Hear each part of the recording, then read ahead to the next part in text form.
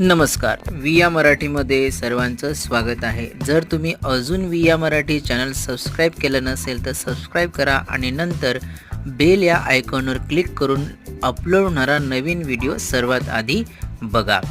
मित्रांनो, आज आपण सर्दी खोकला बरा करण्यासाठी 5 घरगुती उपाय याविषयी माहिती पाहणार आहोत.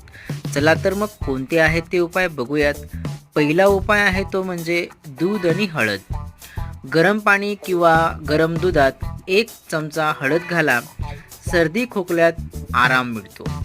हा उपाय फक्त लहान मुलांसाठीच नाही तर मोठ्यांसाठीही अत्यंत उपयोगी ठरतो, कारण हळद अँटीव्हायरल आणि अँटीबॅक्टेरियल असते, जी सर्दी खोकल्याशी लढण्यास मदत करते आणि आपल्याला सर्दी खोकला बरा होण्यास मदत होत असते.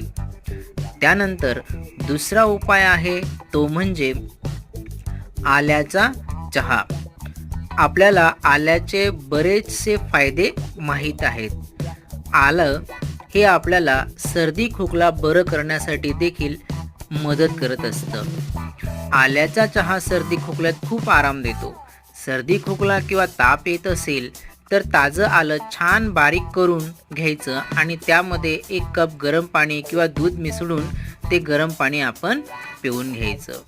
अशा प्रकारे आल्याचा चहा किंवा दूध आपल्याला सर्दी खोकला बरा करण्यासाठी अत्यंत उपयुक्त असं ठरतं.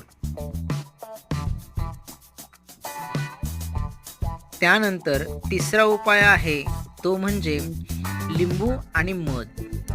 लिंबू आणि मधाचा वापर सर्दी खोकल्यामध्ये अत्यंत उपयुक्त ठरतो.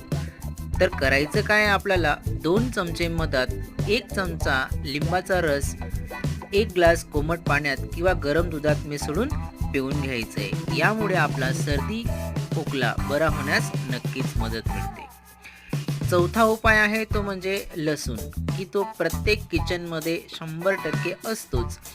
लसूण सर्दी खोकल्याशी लढण्यात मदत करतं, कारण लसणामध्ये एलिसिन नावाचं एक तत्व असतं की जे अँटीबॅक्टेरियल, अँटीव्हायरल आणि अँटीफंगल असतं. लसणाच्या 5 कळ्या तुपात भाजून जर खाल्ल्या तर सर्दी खोकला बरा होण्यास नक्कीच मदत मिळते. असं 1-2 वेळा केल्याने आराम मिळतो. सर्दी खोकल्याचं संक्रमण लसूण झपाट्याने दूर करण्यास आपलं मदत करतो. आणि पुढचा फायदा आहे किंवा पुढचा जो उपाय आहे तो म्हणजे तुळशीची पानं आणि आलं. तुळस आणि आलं सर्दी खोकल्यासाठी अत्यंत रामबाण मानलं जातं. यांच्या सेवनाने लगेच सर्दी खोकल्यामध्ये आराम मिळतो. त्यासाठी करायचं काय आहे, 1 कप गरम पाण्यात तुळशीची 5-7 पानं, त्यात आल्याचा 1 तुकडा टाकून त्याला काही वेळ उकळून काढा तयार करायचा. जेव्हा पाणी अगदी अर्ध होईल तेव्हा तो काढा पिऊन घ्यायचा. लहानांसोबत मोठ्यांनीही हा उपाय केला तरी चालेल.